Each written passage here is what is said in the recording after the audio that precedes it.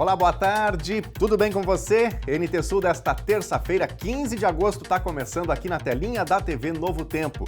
E na edição de hoje você vai ver: pais dos alunos de Cachoeira que estudam na escola Vitor Costa foram na Câmara de Vereadores pedir que os filhos sejam mantidos na escola de Caçapava do Sul. Cartazes deram o tom da manifestação. Tem oficina de graça para quem está buscando uma recolocação no mercado de trabalho aqui em Cachoeira. O encontro vai ajudar quem tem dificuldades na hora de elaborar o currículo ou mesmo na hora de vender as suas competências para o recrutador. Tem reportagem mostrando detalhes da exposição Smart Lights, uma verdadeira imersão na arte produzida a partir do uso de luz. E ainda tem o quadro Opinião com Francisco Bastos. Você conhece a sua aldeia? Você sabe das pessoas importantes da história? Quem sabe essa pergunta possa ser respondida com a busca nos diferentes locais que nós temos. E a entrevistada do dia é a coordenadora do Centro de Apoio Operacional de Enfrentamento à Violência contra a Mulher, Ivana Badaclin. E um grande destaque do jornal sempre é a tua participação. Manda mensagem para o nosso WhatsApp, número na telinha para você, 51997697129. Ali também aí o envio de uma foto, de um vídeo ou o seu áudio, se assim você desejar. Tá assistindo ao vivo pelas redes sociais? Então, abre aí o seu tablet, o seu celular, o seu computador, o seu notebook, manda mensagem pra gente. Acompanhe e participe do NT Sul, a edição de hoje já tá no ar.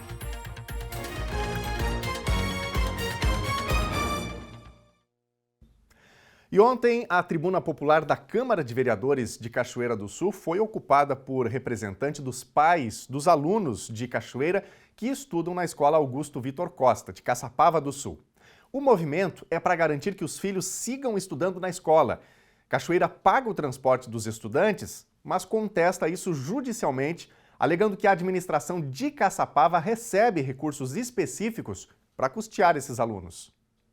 A assistência da Câmara de Cachoeira do Sul foi ocupada nesta segunda-feira por alguns transportadores e por alguns pais dos 167 estudantes cachoeirenses que estudam na escola Augusto Vitor Costa de Caçapava do Sul. Cartazes com frases de efeito deram o tom da manifestação, que exaltou a qualidade do que é oferecido pela escola em infraestrutura, projetos e ensino.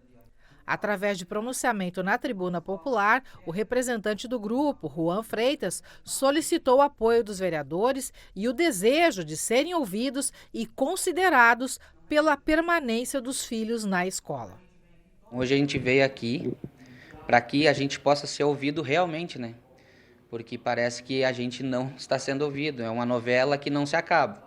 Então a gente veio com bastante gente representando, eu vim falar representando, mas a gente quer que esse assunto seja resolvido o mais rápido possível, porque é pior que uma novela mexicana. A gente vem aqui e segue firme para que a gente consiga manter os nossos filhos na escola. A gente quer que eles continuem e que esse impasse dos transportes tenha um fim e que a gente consiga ter a segurança que a gente vai ter esse transporte para o 2024 e adiante, né? Os pais garantem seguir com a mobilização. Já solicitaram também à Câmara de Caçapava o uso da tribuna popular em busca de apoio e estão buscando o Ministério Público de Cachoeira do Sul e de Caçapava na tentativa de garantir definição para a situação. Gente, um apagão nacional deixou ao menos 18 estados e o Distrito Federal sem energia elétrica na manhã de hoje. O desabastecimento começou às 8 horas e 20 minutos e a causa não foi informada. Conforme o operador nacional do sistema elétrico, a interrupção começou devido à abertura, às 8 horas e 31 minutos, da interligação norte-sudeste. O fornecimento de energia começou a voltar depois das 8h40. O corte foi equivalente a 25% da carga total. O sistema ainda não opera normalmente. Por meio de nota, o Ministério de Minas e Energia informou que o ministro Alexandre Silveira já determinou a criação de uma sala de situação e acompanha o processo de retomada, bem como determinou a apuração das causas desse incidente. A estimativa para a produção de grãos na safra 2022-2023 é de 320 milhões de toneladas, um incremento de 17,4%.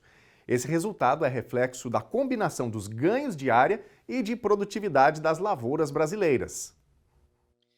O 11º levantamento da safra de grãos divulgado pela Companhia Nacional de Abastecimento, a Conab, indica mais de 320 milhões de toneladas de grãos na safra 2022-2023, um acréscimo de 17,4%, o que representa um volume de 47 milhões de toneladas a mais que o volume colhido no ciclo passado.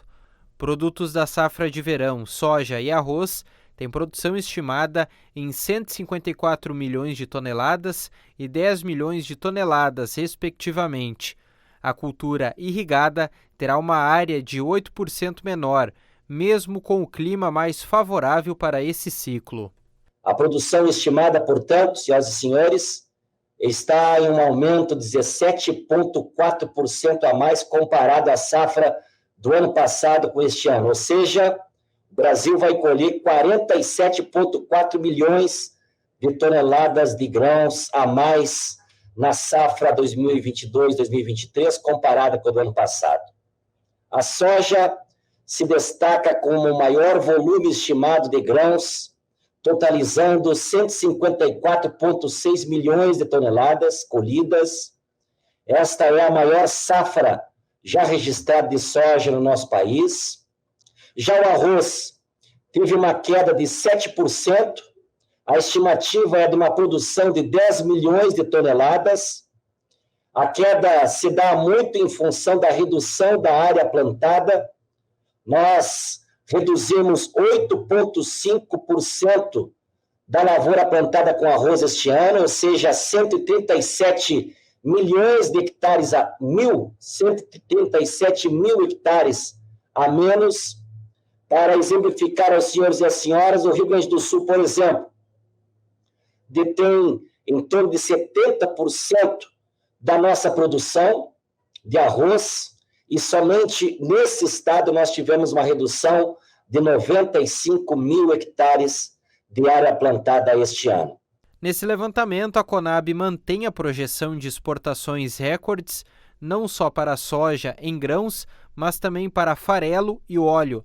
Para o produto em grão, é esperado que sejam embarcadas aproximadamente 95 milhões de toneladas. Estimativa recorde também para as exportações de milho.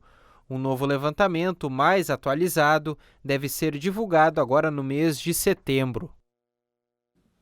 E olha, prepare o bolso. A Petrobras anunciou de manhã um aumento de 41 centavos no preço médio do litro da gasolina. Com essa alta, o preço médio do litro para as distribuidoras vai custar R$ 2,93. O diesel também vai ter aumento. A alta média vai ser de 78 centavos. O litro deve chegar a R$ 3,80 para as distribuidoras. De acordo com a Petrobras, a motivação para esse reajuste foi o aumento do preço do petróleo no exterior e a disparada do dólar nas últimas semanas. Gente, um antigo ponto comercial tradicional em Cachoeira do Sul, recém-restaurado prédio da Casa Augusto William, foi atingido por um caminhão ontem. A marquise de metal e vidro da fachada foi danificada. O caminhão baú de uma distribuidora de bebidas, ao estacionar na rua 7 de setembro, atingiu a marquise frontal da antiga e recentemente restaurada Casa Augusto William e deixou-a bem danificada. A estrutura de metal ficou distorcida e os vidros quebrados. Por mensagem, a proprietária do imóvel, Lúcia William, lamentou o ocorrido, que caracterizou como infração, já que é proibido o trânsito de caminhões na rua 7 de setembro. Ela adiantou também que, para evitar situações como esta, já tem autorização da Prefeitura e vai instalar nos próximos dias, junto ao meio-fio, na extensão da marquise, este bicicletário. Por conta própria, no final da tarde, ela já providenciava a limpeza do local e o início da restauração da marquise. Amparada em imagens e testemunhas do acidente, ela, que já possui identificação da empresa e placa do caminhão, pretende buscar ressarcimento dos custos com a recuperação da marquise.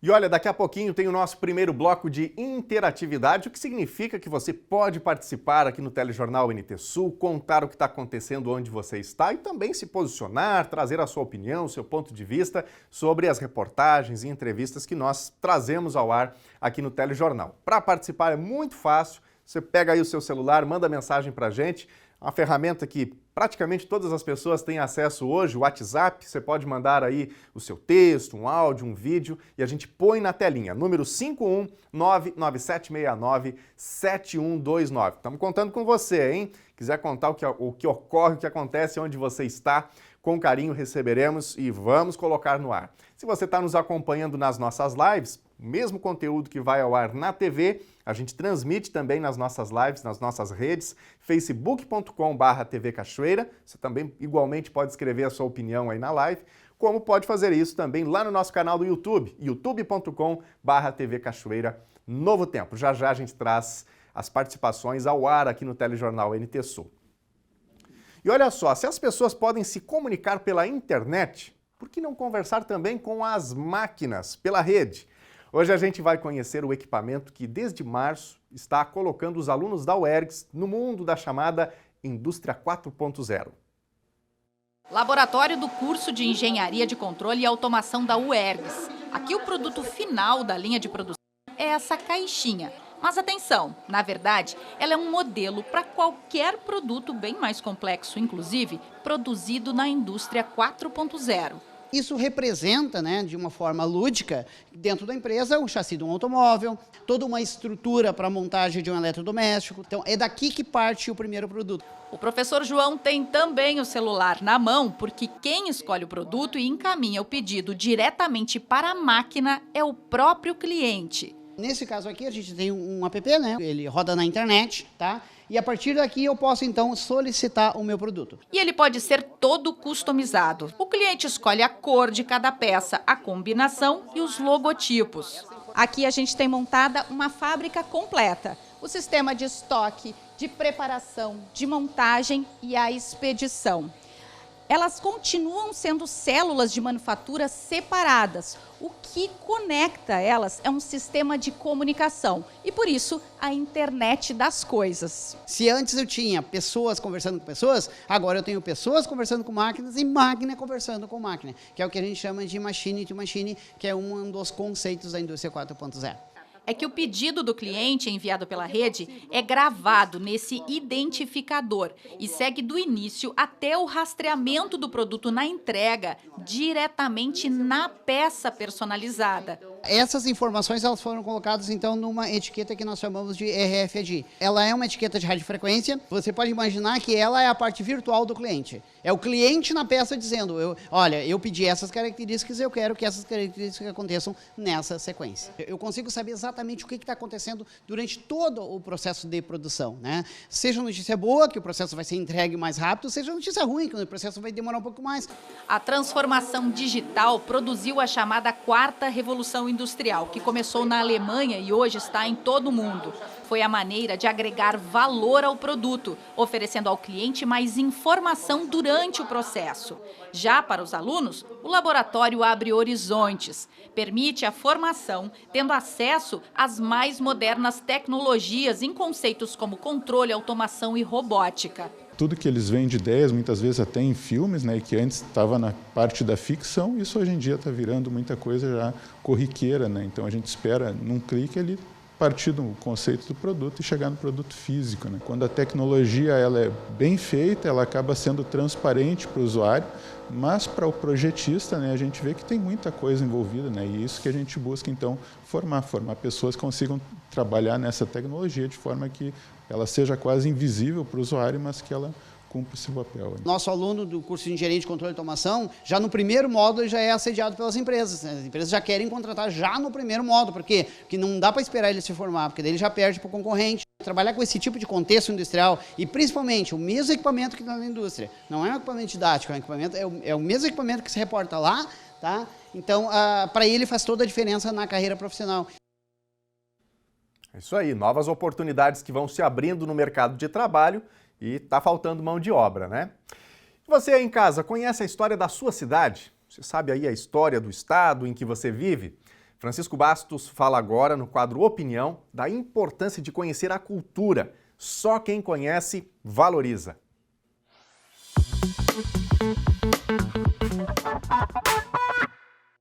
Observando os diferentes movimentos que estão acontecendo no Rio Grande do Sul, em várias regiões, de valorização das localidades do interior, me veio à mente uma frase famosa do escritor russo Leon Tolstói, que dizia que para ser universal tem que começar a pintar a sua aldeia. Esse pintar podemos modificar como conhecer, valorizar, né, amar, enfim. E hoje o que nós estamos vendo, e que antes se situava mais na Serra Gaúcha, é movimentos no sentido de passeios e da utilização por parte das parcerias entre poder público, entre empreendedores e comunidades, para que paisagens, para que monumentos históricos e alguns da área geológica sejam valorizados e sejam difundidos. Claro que esse movimento todo que nós estamos percebendo, ele ainda é um resquício da pandemia quando ficamos todos circunscritos, digamos, às nossas áreas, às nossas residências, enfim, aonde estávamos morando. Porque as viagens estavam totalmente impedidas de se realizarem. E hoje, então, nós estamos observando aí os passeios de trem, os passeios ferroviários, recuperando, inclusive, a questão de trens e de trilhos, e que fazem desses passeios um momento de recordação para os mais antigos e também de novidade para os mais novos. Além disso, a Unesco já credenciou 2 ecoparques aqui no Rio Grande do Sul, geoparques melhor, que têm o conceito de preservação cultural e natural, sempre visando a questão da sustentabilidade. Esses geoparques, aqui próximos de Cachoeira do Sul, nós temos na Quarta Colônia, em Vale Vêneto, e em Caçapava do Sul, que tem trazido pesquisadores e pessoas de várias formas de turismo numa permanência que antes era esporádico as visitas a esses municípios. Mas tem um aspecto muito interessante, que é da valorização da história e da cultura dessas localidades, que passou durante muitos anos, e em algumas situações ainda assim, desapercebida por grande parte da população. E isso tem também feito com que surjam empreendimentos como cafeterias, hotéis, restaurantes e assim por diante. De forma que isto está mudando, e aí citei 2 exemplos, mas em várias outras regiões do estado, como na fronteira, no sul e em outras partes da região centro aqui do Rio Grande do Sul, já tem projetos, né, bem importantes para trazerem turistas e também fazerem esses aspectos de pesquisa acadêmica.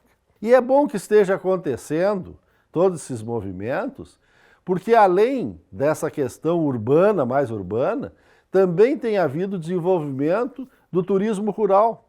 Então, propriedades que antes ficaram anos a fio somente vinculadas com a questão da agropecuária, agregaram agora também o turismo rural, onde são colocadas à disposição hospedagens e as pessoas ali durante um fim de semana, um pouco mais, vivenciam aquelas práticas rurais, como também da própria gastronomia, né? E nesse particular, um outro campo que está se expandindo são localidades em que tem plantações de determinadas culturas, como é o caso das oliveiras, como é o caso da noz pecan e das uvas, enfim, várias outras culturas.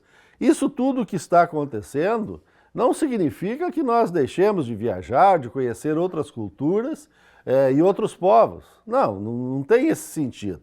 As duas coisas são importantes para o nosso desenvolvimento humano, para as nossas relações. Conhecer e valorizar onde nós estamos, onde nós vivemos, é um aspecto muito importante. E para concluir, uma pergunta a você que está me assistindo. Você conhece a sua aldeia? Você sabe das pessoas importantes da história? Quem sabe essa pergunta possa ser respondida com a busca nos diferentes locais que nós temos em todos os municípios, seja em museus, seja em outros prédios históricos, enfim, para que tenhamos a valorização da nossa identidade. Boa tarde. Bom questionamento, né? Você de casa, conhece a sua aldeia? Conhece a história da sua cidade? Pois eu vou deixar uma dica aqui ao fim desse comentário tão importante do Francisco Bastos. Quer saber mais sobre a história, sobre a cultura, sobre a formação, especificamente do município de Cachoeira do Sul, um dos mais antigos aqui do estado do Rio Grande do Sul? Lá no nosso canal do YouTube, youtube.com/TV Cachoeira Novo Tempo, tem uma playlist de um quadro que nós tivemos há algum tempo aqui na TV Novo Tempo, que era o Sua Cidade, o Minha Cidade. E tem muitas histórias, né, vários episódios falando sobre locais históricos aqui do município, sobre personagens. Eu tenho certeza que você vai gostar. Por falar em YouTube, está na hora de ouvir você de casa, ouvir o seu recado, ouvir a sua opinião, o seu ponto de vista sobre as informações, sobre aquilo que acontece no nosso dia a dia.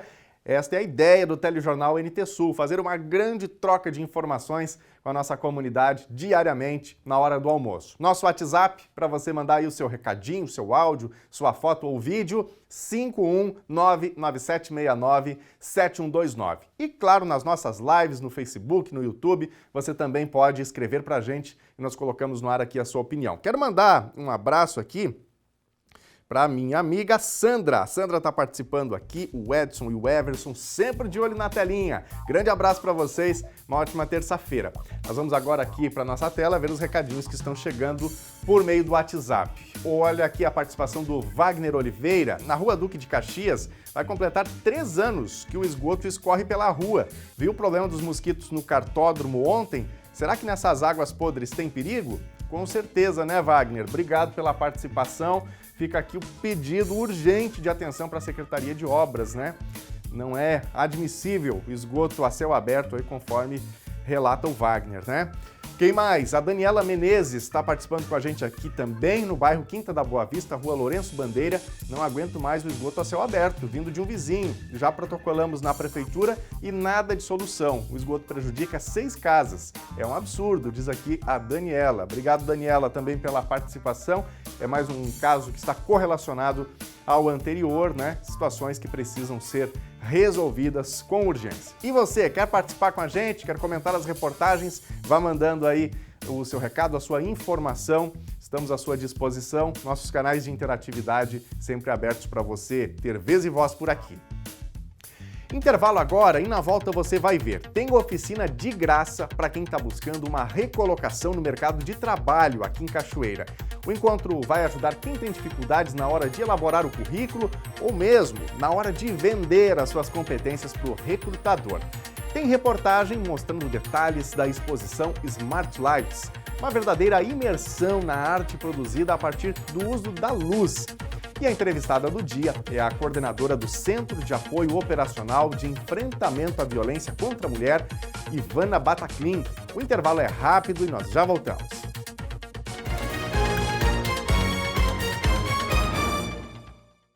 E já estamos de volta, meio-dia e 29. Ótimo dia, ótima tarde para você. Boa terça-feira. Obrigado pela companhia com a gente aqui na telinha da TV Novo Tempo. E agora nós vamos falar justamente do tempo. Vamos ver as condições climáticas neste dia. Vamos ver imagens da nossa câmera ao vivo no centro da cidade de Cachoeira do Sul. E a gente tem mais um dia ensolarado. Começou frio, né? Mas nem tão frio assim em comparação com a segunda-feira, que realmente estava gelada ao amanhecer aqui no município. Pois bem, uma grande massa de ar quente vai tomar conta do Brasil de norte a sul a partir de amanhã e deve fazer muito calor em todas as regiões do país. Nos termômetros, as marcas vão ficar muito acima da média, principalmente na região sul, onde nessa época do ano a temperatura costuma ser mais baixa. Aqui em Cachoeira do Sul, a temperatura máxima prevista é de 30 graus. Terça-feira em Cachoeira do Sul, o frio já perde força e o sol predomina. Temperatura mínima 7 graus, máxima 25. Quarta-feira já fica bem mais quente e nem parece inverno. O motivo é o ingresso de uma massa de ar quente. Temperatura mínima 17 graus e máxima 30. Quinta-feira também vai ter sol, vai ter calor, mas pode ter também uma formação maior de nuvens, com chance de chuva da tarde para a noite. Temperatura mínima 19 graus e máxima 30. Veja a previsão do tempo para todo o Rio Grande do Sul nesta terça-feira. A elevação nos termômetros segue ocorrendo pela atuação do vento quente vindo do norte do Brasil. O dia tem pouquíssimas nuvens, como a gente vê nessas imagens. Além disso, uma massa de ar seco ganha força no estado e o vento polar começa a se afastar, e isso facilita o aumento da temperatura. Então, entre hoje e quarta, deve ter forte aquecimento, especialmente de oeste para leste do território gaúcho.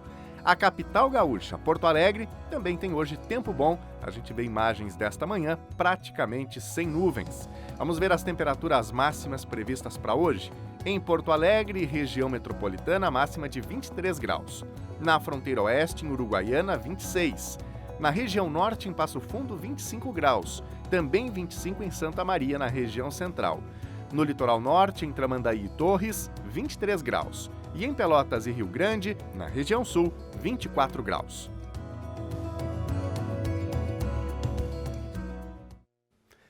E a Secretaria de Inclusão Social de Cachoeira do Sul, por meio do Acessuas Trabalho, vai dar uma mãozinha para quem está buscando uma recolocação no mercado de trabalho. Uma oficina vai ajudar quem tem dificuldade, seja na hora de elaborar o currículo, ou mesmo naquela hora da entrevista, na hora de vender as suas competências para o recrutador. A Thelma Tomás traz os detalhes.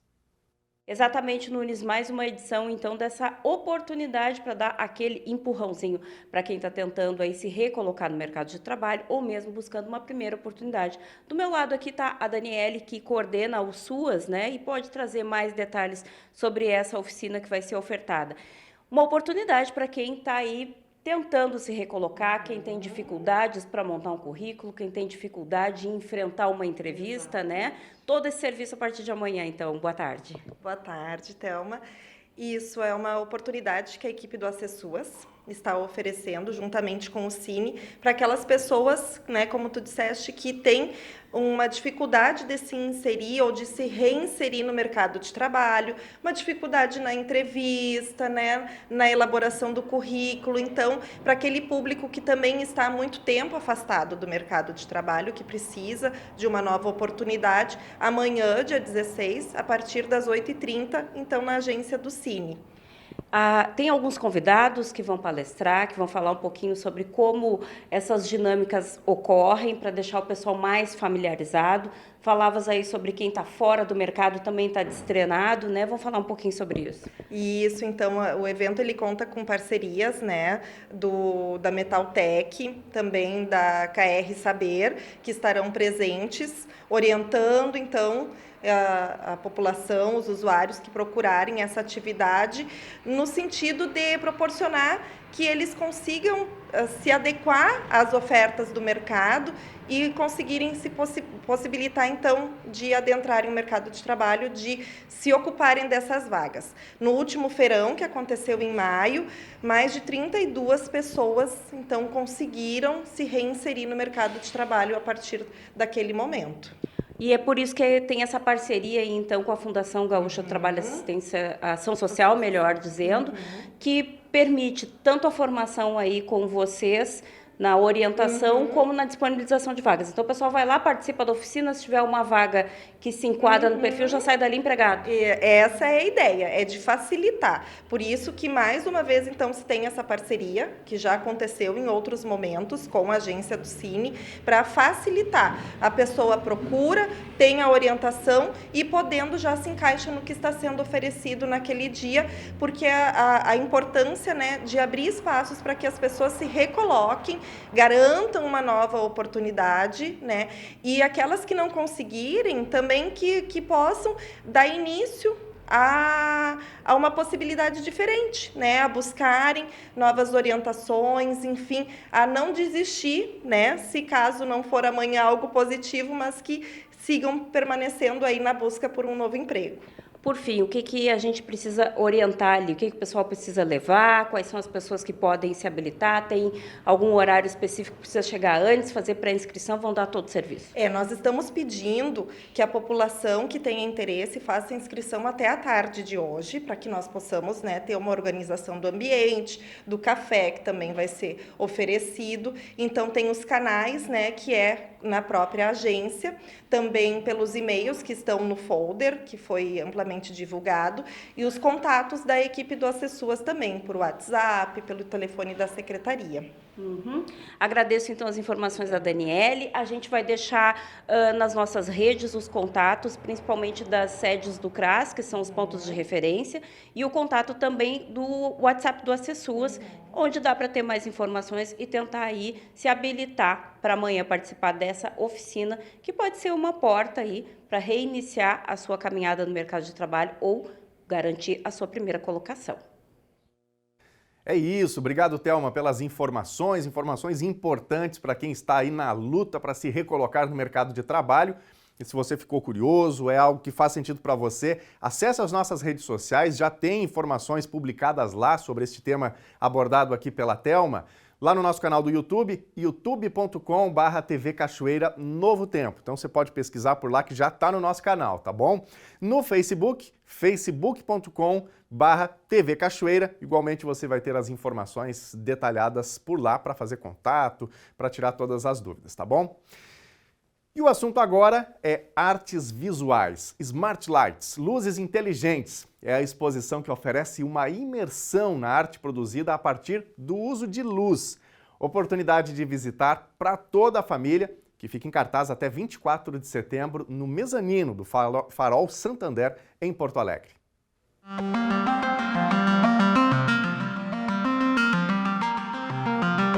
Não é só a luz, né? É como a luz faz com que você se sinta aqui também nesses ambientes. Você vê que cada obra ela traz a luz de uma maneira, né? E a gente quis trazer essas pequenas diferentes experiências ou pequenos universos para a exposição. A luz é a nossa relação com o espaço externo, com o universo, fundamentalmente desenhada pela nossa relação com os fótons, que são luz. Uma experiência luminosa de obras interativas e contemplativas em light art. Instalações imersivas que envolvem a experiência estética e sensorial do corpo.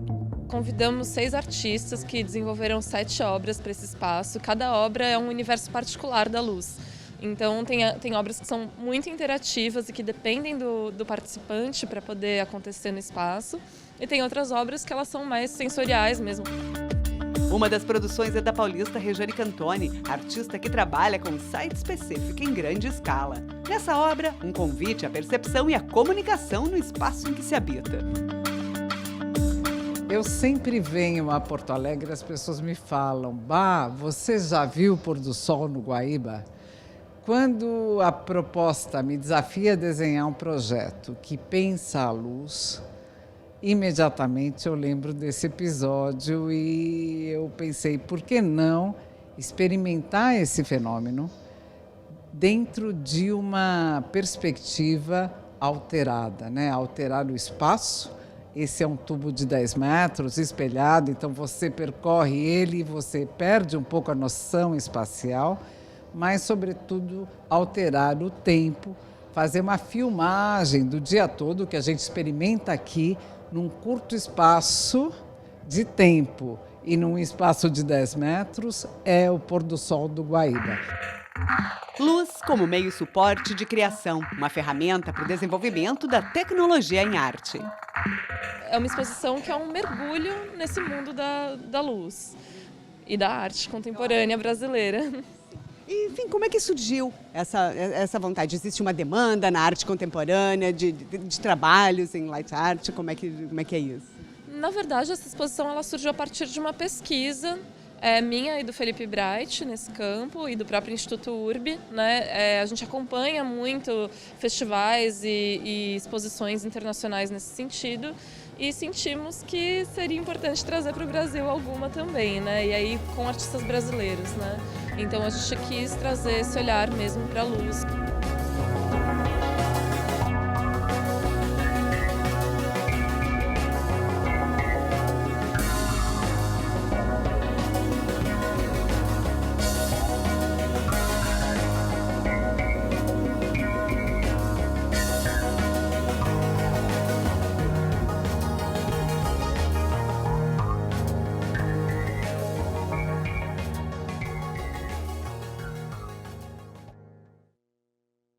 Obra incrível, vale a visita. Tenho certeza de que rende boas fotos, né? Gente, uma nova frente de apoio às redes de proteção às mulheres vítimas de violência pretende fortalecer a ação das comarcas do interior do Rio Grande do Sul, fortalecendo o trabalho dos municípios e abrindo mais as portas do Ministério Público para a sociedade. A Thelma Tomás conversou com a coordenadora do Centro de Apoio Operacional de Enfrentamento à Violência contra a Mulher. Boa tarde, Daniel Nunes. Boa tarde para quem nos acompanha em casa pelo NT Sul. A gente tem falado muito durante esse mês sobre todas as atividades e ações que têm sido feitas, tanto aqui em Cachoeira do Sul como em todo o estado do Rio Grande do Sul, sobre palestras, ações de toda a ordem, tratando sobre o enfrentamento da violência contra a mulher, porque nós estamos no Agosto Lilás, que é um mês dedicado especificamente a pensar e falar sobre essas ações. Não que esse tema não esteja na realidade, na vida cotidiana de todas nós, mulheres, que enfrentamos, né, esse medo permanente e a violência que às vezes se esconde nos lares de muitas mulheres aí em todo o país. Mas mais uma estratégia, então, no estado do Rio Grande do Sul se estrutura para fortalecer essa rede de proteção. E eu vou falar com a coordenadora do Centro de Apoio Operacional de Enfrentamento à Violência contra a Mulher, Ivana Batalin, que está aqui comigo, então, para trazer detalhes sobre que serviço é esse que está sendo estruturado e de que forma ele pode auxiliar as mulheres gaúchas. Boa tarde, Ivana. Boa tarde, Thelma. Boa tarde a todos os telespectadores. E agradecendo o convite, eu venho dizer que o Centro de Apoio Operacional de Enfrentamento à Violência contra a Mulher, que foi criado no âmbito do Ministério Público do Rio Grande do Sul há pouco mais de 2 meses, ele tem uma importante função de justamente isso, né? Dar apoio a todos os promotores de justiça que estão distribuídos pelo Estado em comarcas distantes de Porto Alegre ou aquelas mais próximas, para que consigam enfrentar a violência doméstica e familiar contra a mulher. O enfrentamento a esse problema não se resume só no aspecto repressivo, né, de prender o agressor, de fazer cumprir a pena, mas nós precisamos atuar em rede, né, fortalecendo as redes de apoio e proteção às mulheres. E nesse sentido, o Centro de Apoio vem, então, auxiliar os colegas nesse aspecto. Temos um projeto que chama o CAL, né, que o CAL, a gente chama o Centro de Apoio Operacional, né, o CAL na Estrada, que é justamente essa ideia de ir até cidades do interior para fazer reuniões e palestras e oficinas de capacitação para todos os integrantes da rede de enfrentamento, que é a Polícia Civil, Polícia Militar, a rede de saúde, a rede de assistência dos municípios, o Ministério Público, o Poder Judiciário, Defensoria Pública. Então, é um problema tão complexo que, se não for enfrentado em conjunto com as demais instituições, ninguém consegue fazer nada, né? Por vezes, a gente vê que uma instituição sozinha está fazendo um excelente trabalho. A outra instituição também está fazendo um excelente trabalho. Mas, se não trabalharem coordenadamente, não vão conseguir salvar a vida dessas mulheres. E a gente vai continuar tendo o índice de feminicídios cada vez mais alto, como vem demonstrando as últimas estatísticas, as últimas pesquisas que têm sido anunciadas, como, por exemplo, o Anuário de Segurança Pública de 2023, que mostrou um aumento de aproximadamente 7% no número de feminicídios no Brasil. E é importante também porque aproxima o Ministério Público da comunidade, né? Tira um pouco dessa formalidade e ajuda a aproximar esse poder das comunidades de uma maneira geral, né? De que forma esse trabalho se efetiva junto às pessoas? Sim, exatamente. A ideia é que as pessoas entendam que o Ministério Público está a serviço da sociedade. Nós estamos sempre com as portas abertas para receber as pessoas, para que o cidadão possa ir até o Ministério Público e reclamar os seus direitos em quaisquer das áreas, né? Seja no direito do consumidor, do meio ambiente, da proteção das crianças, dos idosos. E, no caso específico do centro de apoio que eu estou trabalhando, na defesa das mulheres que estão em situação de violência. Então, essa aproximação é fundamental. E ir até as cidades menores é uma iniciativa bastante importante, porque os colegas estão muito sobrecarregados de trabalho. A gente tem visto que houve um incremento, e esse é um questionamento que eu tenho feito a todas as autoridades com quem tenho conversado nesse último mês sobre violência, um incremento de 37% na concessão de medidas protetivas de urgência. Como que tu avalia isso? Isso é um dado positivo ou é um dado negativo? Um dado positivo no sentido da procura das mulheres pelo resguardo do Estado, ou é um dado negativo pelo incremento que a gente já vê, tanto pelos números que tu trouxeste aí, como todas as avaliações, não só do Observatório de Violência contra a Mulher, mas em todos os indicadores que a própria Secretaria da Justiça e Segurança tem apontado ultimamente? Eu considero um dado muito importante e muito positivo, por vários motivos. Primeiro, porque demonstra que as mulheres, não obstante elas estejam a violência esteja aumentando, isso é um fato também, porque há as pesquisas de vitimização, que não são aquelas relacionadas aos registros de ocorrência, também demonstram o aumento da violência. Mas demonstra esse aumento da concessão de medidas protetivas que o sistema de justiça está mais preparado para atender essas mulheres.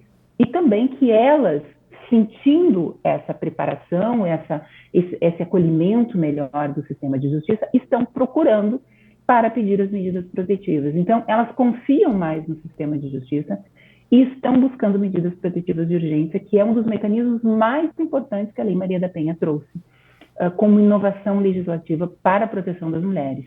As pesquisas, elas demonstram que a maioria das mulheres que são vítimas de feminicídio ou tentativa de feminicídio, mais de 90% das mulheres não tinham medida protetiva. O que lido ao contrário significa que as poucas que tinham medida protetiva, aquela medida não funcionou, né? E isso nos mostra que a medida protetiva ela é eficaz, sim. Ela não é um escudo invisível que protege essa mulher de absolutamente tudo, porque senão nós teríamos 0% de mulheres com medida protetiva que foram vitimadas pelo feminicídio. Ela não é um escudo que protege de tudo. Por isso que é tão importante que uma mulher, ao receber medida protetiva, ela seja também orientada quanto àquilo que a gente chama de gestão do risco, que ela tenha consciência do risco que ela está correndo, de acordo com o que ela responde no Formulário Nacional de Avaliação de Risco, que é um documento que está na Delegacia de Polícia e ali mesmo ela preenche, porque não adianta só avaliar o risco que ela sofre de feminicídio, mas também fazer uma gestão desse risco, no sentido de quais providências ela deve tomar para evitar ser vítima de violências mais graves ou mesmo uma violência letal. É por isso que às vezes a gente ainda vê, e muitos comentários realmente vêm nesse sentido, né? Que tem muitas mulheres morrendo com o papel na mão.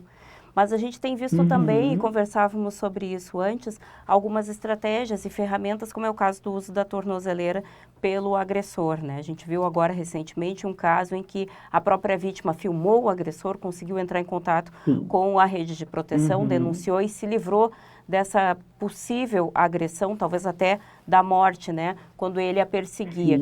É uma rede que se fortalece, né? O Ministério Público também é um braço dessa rede de fortalecimento de proteção às mulheres. Tu falavas de trabalhos feitos nas regiões onde não existe efetivo suficiente para acolher todas essas mulheres, para trabalhar essas questões e fortalecer também esses pequenos braços que se montam nas regiões, principalmente no interior do estado. E nós estamos numa região interiorana aqui em Cachoeira do Sul. Existe algum trabalho, alguma previsão deste centro operacional chegar a Cachoeira e trabalhar com essa nossa rede de apoio também, Ivana? Sim, com certeza. Cada instituição, isoladamente, não consegue dar conta da demanda e nem fazer essa rede completa de proteção.